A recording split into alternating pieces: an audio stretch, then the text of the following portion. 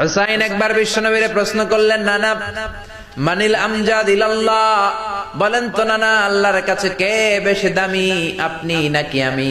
বিশ্বনবী বললেন, হুসাইন আনাল আমজাদ, আমি বেশি দামি। হুসাইন বলল, নানা জি আমি মানি না, আনা লা ওয়াফিক, আমি মানি না নানা। কেমন করে আপনি আমার চাইতে বেশি দামি হন? আপনার চাইতে আমি বেশি দামি। বিশ্বনবী বললেন, হুসাইন আমি হলাম নবীদের নবী, আখির নবী, বিশ্ব নবী, আর তুমি হলা আমার উম্মত, তোমার চাইতে আমি বেশি দামি।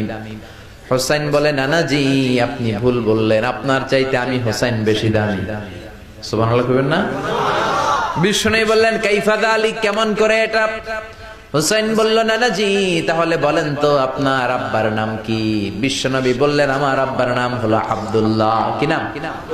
হুসাইন বলেন, আনা খালি আব্দুল্লাহ।